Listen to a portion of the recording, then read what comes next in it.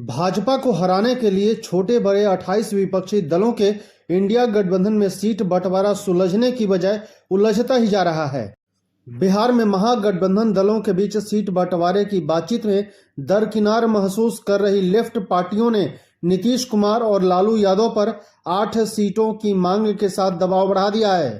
Left को लग रहा था कि राजद, कांग्रेस और जदयू आपस में ही बात कर रही है और लेफ्ट को पूछा तक नहीं जा रहा है। महागठबंधन की 6 दलों में जदयू, कांग्रेस और राजद सरकार में शामिल है, जबकि 16 विधायकों के साथ सीपीआई, माले, सीपीआई और सीपीएम बाहर से समर्थन दे रही है। कांग्रेस की 8 से 10 सीटों की मांग से पहले से तनाव में चल रही राजद और जदयू का संकट अब दीपांकर भट्टाचार्य के नेतृत्व वाली सीपीआई, माले और डी राजा की अगुवाई वाली सीपीआई ने 3 सीटें मांग कर और गहरा दिया है। सीपीआई माले के एक प्रतिनिधि मंडल ने बुधवार को उप मुख्यमंत्री तेजस्वी यादव से मुलाकात की। दोनों पक्षों के बीच इंडिया गठबंधन में सीट शेयरिंग पर चर्चा हुई। माले ने तेजस्वी यादव के सामने 5 सीटों पर दावेदारी जताई है। इससे पहले माले 6 सीटें मांग रही थी।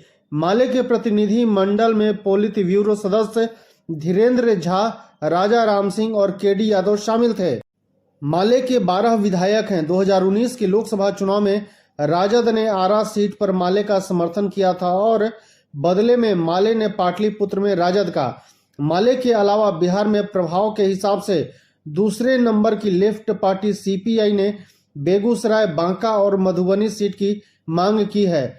भाकपा महासचिव डी राजा के नेतृत्व में पार्टी नेताओं ने नीतीश कुमार और तेजस्वी यादव से मुलाकात कर दावेदारी का पत्र सौंपा।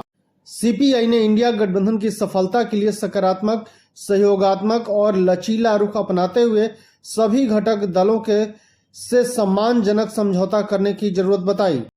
पार्टी के राज्य सचिव रामनरेश पांडे ने कहा कि सीपीआई ने महागठबंधन के घटक दल के रूप में 3 सीटों पर उम्मीदवार उतारने का मन बनाया है। उन्होंने कहा कि पार्टी ने 1 दर्जन सीटों पर चुनाव लड़ने की तैयारी पर पुनर्विचार करते हुए महागठबंधन हित में 3 सीट पर उम्मीदवार उतारने का निर्णय लिया है। रामनरेश पांडे ने कहा कि सम्मानजनक समझौते के तहत घटक दल बगैर समय गंवाए भरोसे का माहौल पैदा करें। सीपीआई के विधानसभा में 2 विधायक हैं।